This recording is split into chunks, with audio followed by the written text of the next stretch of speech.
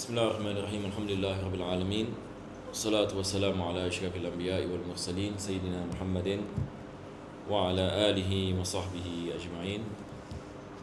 Inshallah ta'ala, we will look at the questions that are sent to the link. We have any first question asking, Assalamu alaikum, wa alaikum salam. Are we able to niat puasa fardu Ramadan and bersertakan niat puasa sunnah ayamul bid and Isnin Khamis to gain more rewards in reciting the intention? First question is asking about combining intention. Combining any intention fardu Ramadan, yani fasting of Ramadan, and also you need to fast on sunnah of ayamul bid. And if the questioner is asking about Ramadan in itself, can you combine the Ramadan fast with the Sunnah fast? The answer is no. There is no any combination with regard to fasting in the month of Ramadan. So when a person makes the intention of Ramadan, this is specifically to the obligation of Ramadan as it occurs in the month of Ramadan. But the rewards that Allah will bless a person is immense. It includes any rewards of the days of the white days, the days of Mondays and Thursdays. So the rewards is already included. So there is no need for us to make intention for the sunnah fast because of the immense rewards for Ramadan in itself. The second question is asking, is it permissible to combine niyat salat tahajjud and niyat salat witr in a single prayer? The first thing is we have to understand what is the meaning of tahajjud prayer. The definition of tahajjud prayer is any sunnah prayer that you do after you sleep is tahajjud. If it occurs at night. So night in Islam, it begins from the Maghrib. It begins from the setting of the sun. So when you sleep after your Isha prayers and you perform your prayers, this prayer is called the Tahajjud prayers. So it can be Hajat prayers, it can be Istikhara prayers, it can be Witr prayers. So if your Witr prayers, if you pray after you sleep, that is your Tahajjud. So I hope it is clear, inshallah.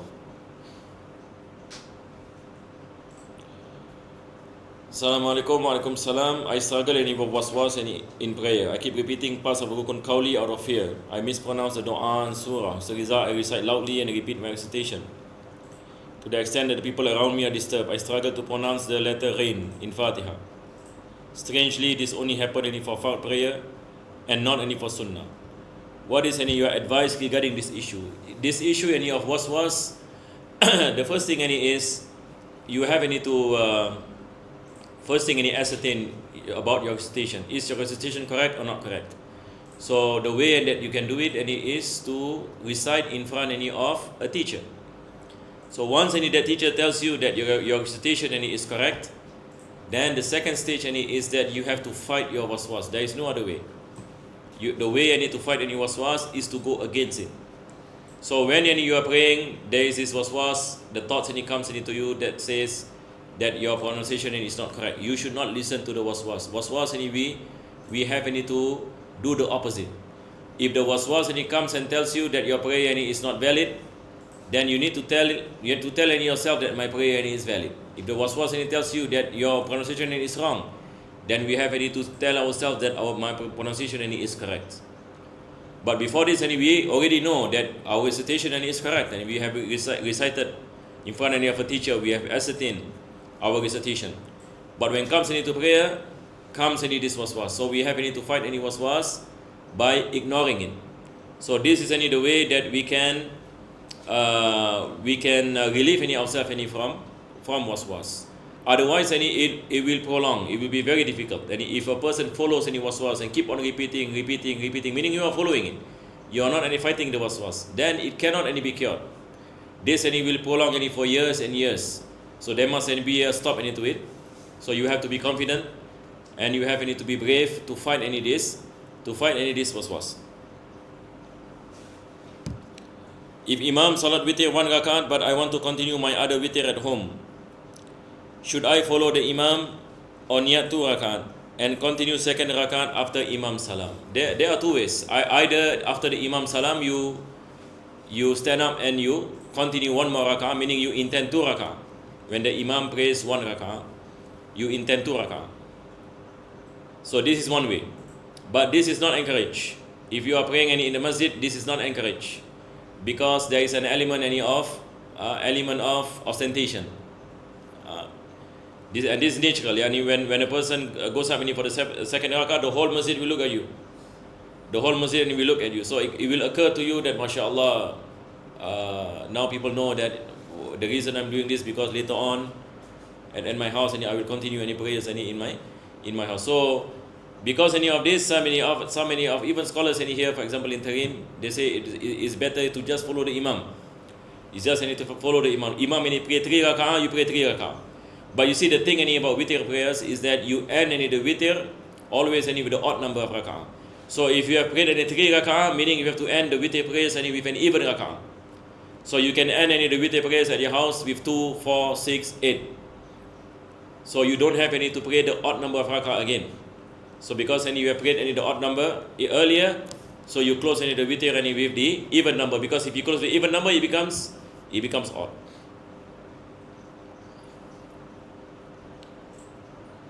The next question is asking, Imam is at Tahiyat Awal, I Masbuk, Takbir, pause a second and go down to Tahiyat position.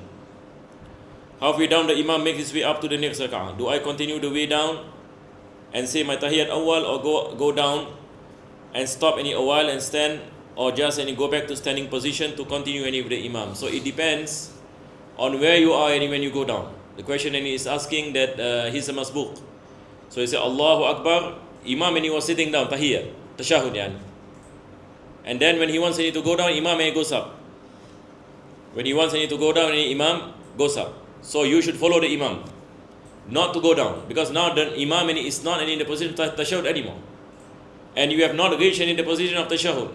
So when the Imam goes up, you follow the Imam goes up, and no need for you to go down and sit in the Tashahud position, because the Imam is no longer in the Tashahud position.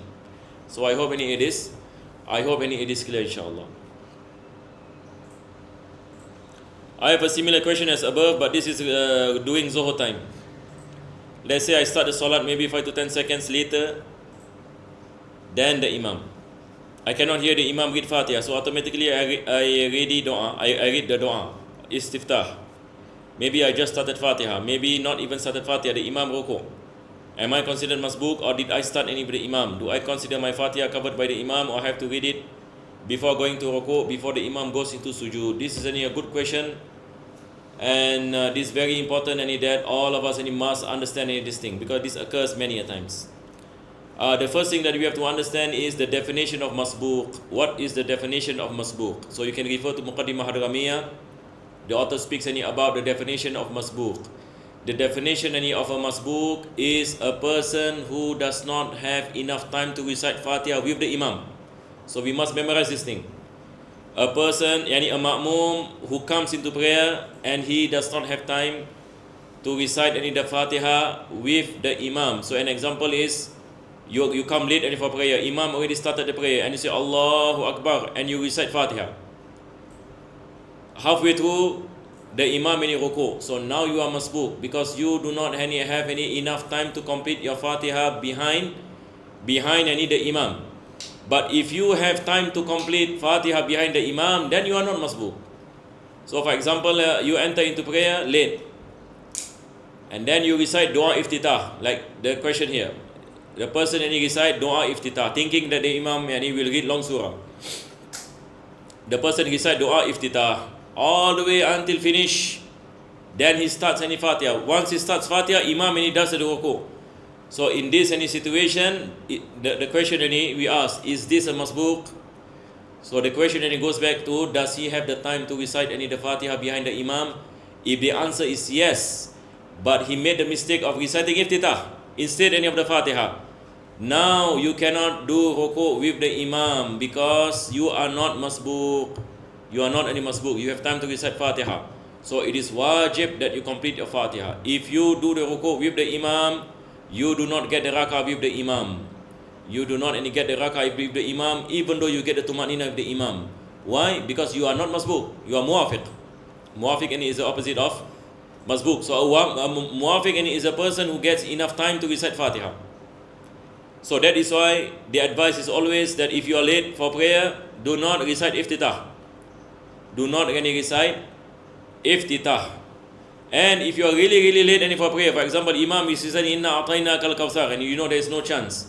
Imam is reciting, and for example in Maghrib prayer, Inna Atayna Kal Kawthar, and you Allahu Akbar. Forget any day, A'udhu Billahi Minash Shaitan Rajim, Ta'awuz. Why? Yani, if the Imam does any ruku, you automatically do the ruku of the Imam, so that and you get tumanina yani in the ruku, because sometimes any Imam too fast, pray too fast. That is any issue. Sometimes any when you leave in your Fatihah, Imam does the ruku, and then when you do any the ruku, the Imam goes up. Meaning you do not get ruku of the Imam. If you do not get ruku of the Imam, you do not get any the Fatihah. So this is very important to understand definition. What is the definition of Masbuk? If you are Masbuk, then you don't have to complete your Fatihah. Meaning, if the Imam does a ruku and you are Masbuk, you don't have time to recite Fatihah, then you can leave your Fatihah. Because now we say the Imam, he bears the burden of reciting Fatihah for you. So that is why the Prophet ﷺ mentioned, Man adrakal Imam, Man adraka raka'atan faqad adraka Salah. Yani if the Masbuk and he gets the ruku with the Imam, then he gets the raka'ah. And again, getting the raka'ah, there must be tumanina with the Imam. Sometimes when you go down, Imam just come up. Meaning you don't get the tumanina in ruku with the Imam. If you are in doubt whether you get the tumanina in ruku or does not get tumanina in ruku, the asal is you do not get tumanina with ruku. So you don't get the raka'ah. So you have to pay back one raka'ah after the Imam gives the salam. And this is very important, because failing to understand these things can make our prayers invalid. And this is wajib for every Muslim to study.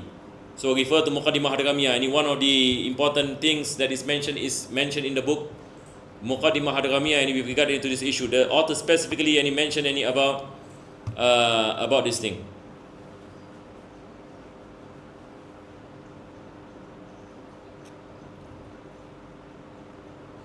Masbuk. Okay. Next question is asking, I heard that some scholars said that the time of Maghrib is very short. Only the period between the time it takes for someone to do three rak'ah and the 6 sunnah rak'ah. Maybe about 15 minutes from adhan. Is this true? Yes, this is the opinion of Imam Shafi'i. Imam Shafi'i in Qawlul Jadid.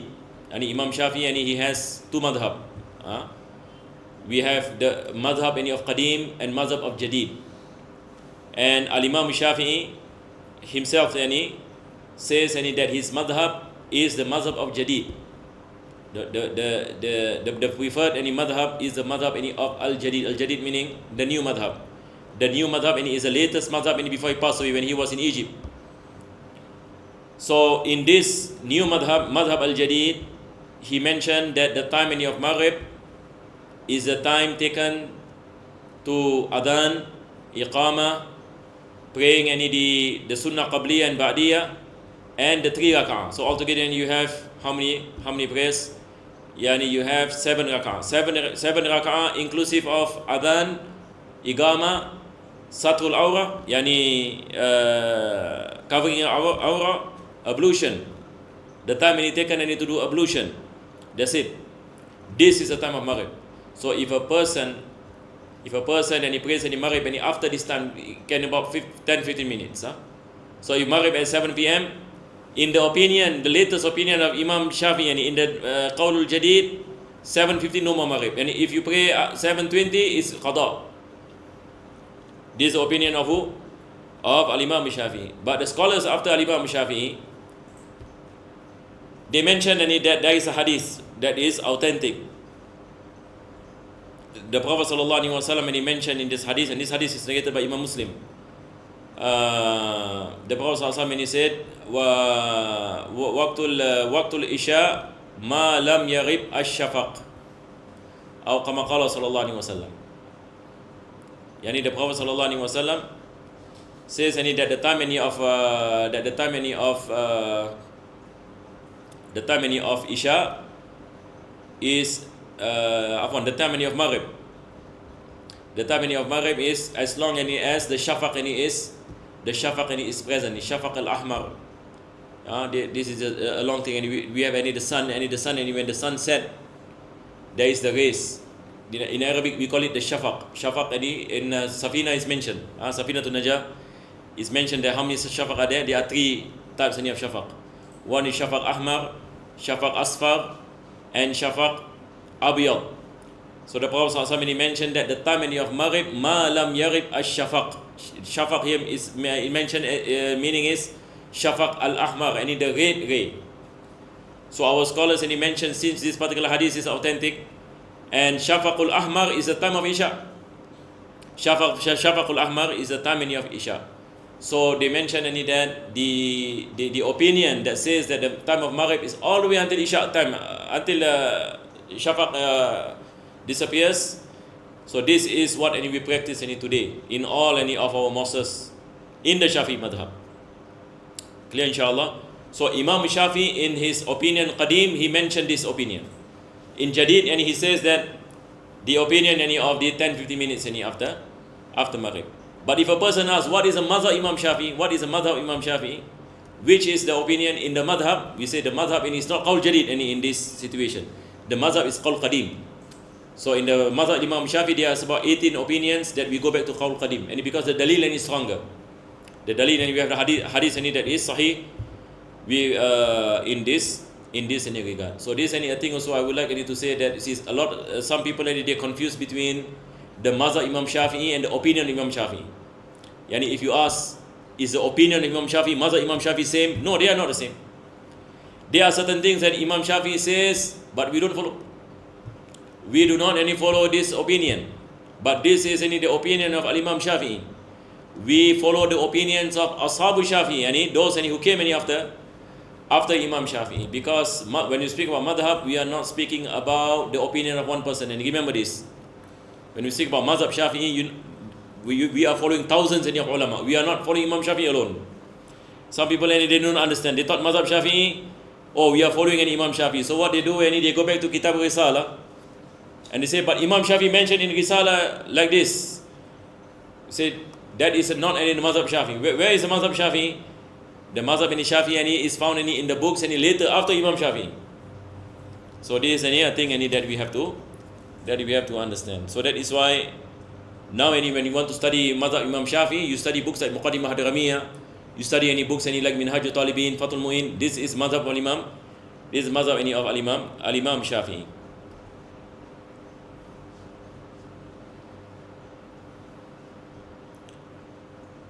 There is a question. I'm based in Malaysia as I have a small business here. How do I calculate and distribute my zakat?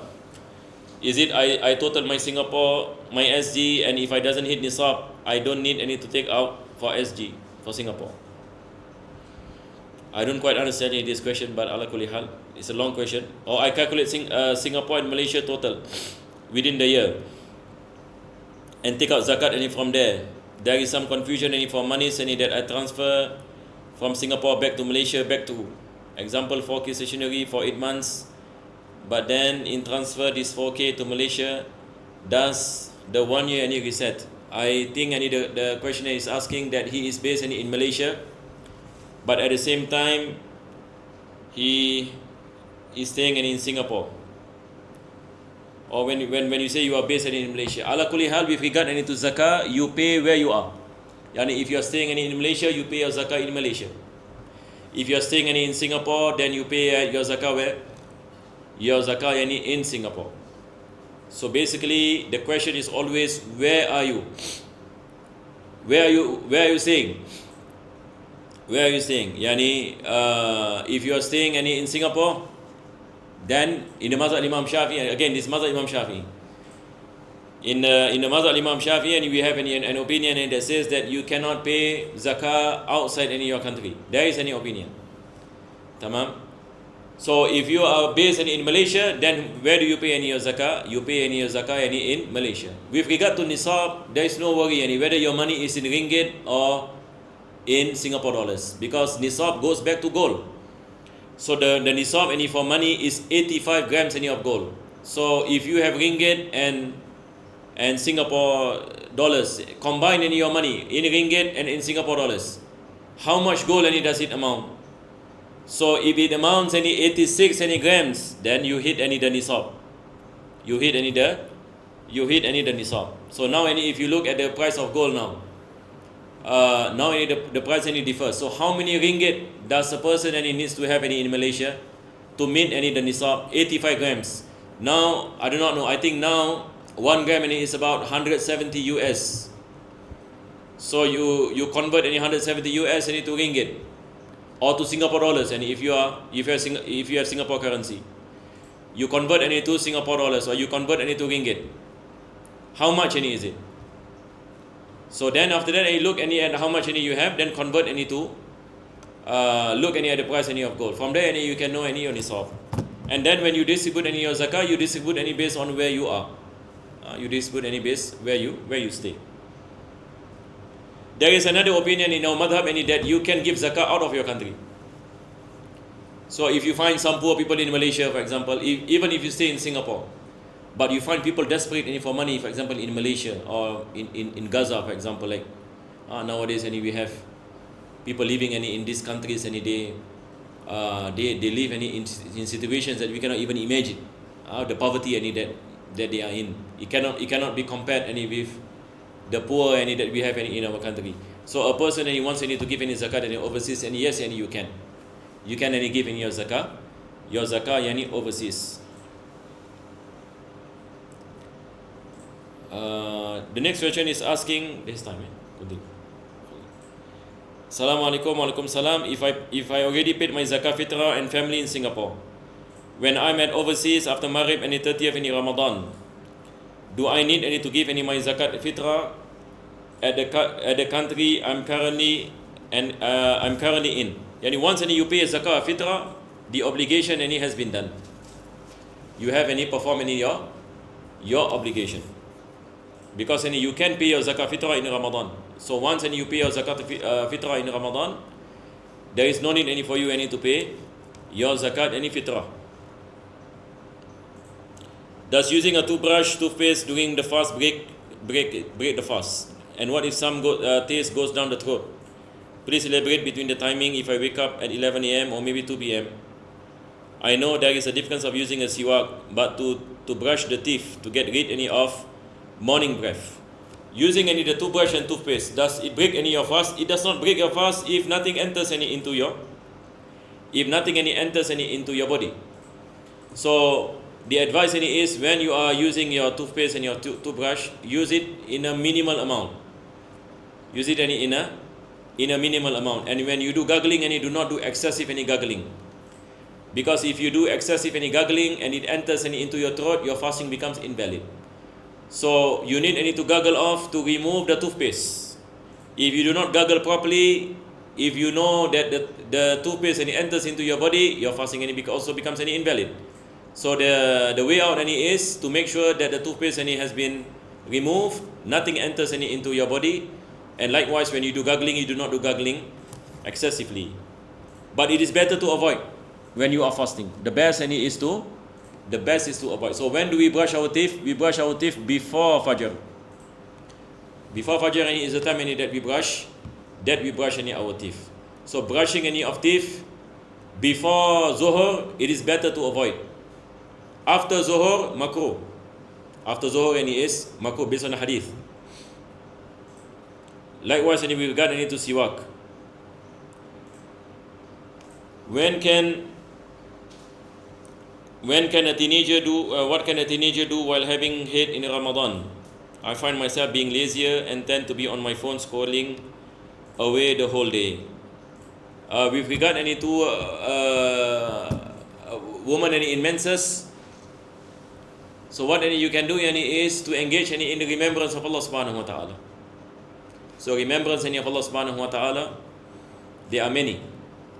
You can recite any La ilaha illallah Muhammadun Rasulullah. You can make salawat any upon the Prophet sallallahu alaihi wasallam.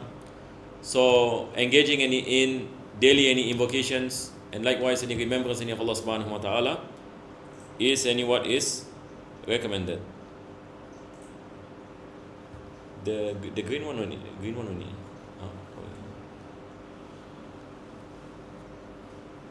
The next question is asking, Assalamualaikum walaikum salam. I learned from your video we are able to nazar or tarawih to make it wajib. I lafaz my niyat when going up to the next set of tarawih, then I niyat as such. Is it correct? Saja aku niat sunat tarawih yang telah aku nazarkan mengikut imam kerana Allah Ta'ala. This is not correct. You see, when you make the intention of nazar, it's not sunnah. So there is a contradiction here. So what you should make the intention is, I make the intention of obligatory tarawih. You say, usalli fardat tarawih. Why any fardat tarawih? And because you make nazar any for tarawih. So not when you make nazar for tarawih, tarawih is not sunnah anymore. But inshallah, Allah will accept your prayer inshallah before this. But once you make nazar, your prayer becomes any wajib. Usalli fardat tarawih. Usalli yani farda tarawih al-mandura, yani that I have made nazar. So you are saying any that I make the intention of the obligation of tarawih which I have vowed. Correct or not? Because you have vowed earlier. Earlier you say nazartu rak'ataini minat tarawih makmuman lillahi ta'ala, yani I vow to pray 2 rak'ataini tarawih as a ma'mum for the sake of Allah subhanahu wa ta'ala. Then when you want to do your takbir, you make the intention usalli farda tarawih al-mandura raka'ataini makmuman lillahi ta'ala. So I hope it is clear. So if you translate, it becomes what? It becomes I make the intention of fard tarawih which I have vowed. Makmuman Allahu Akbar. Lillahi ta'ala, and if you find any too long, you can forgo any. You can forgo lillahi ta'ala. Lillahi ta'ala is not wajib for us to say it out. So I hope it is clear inshallah.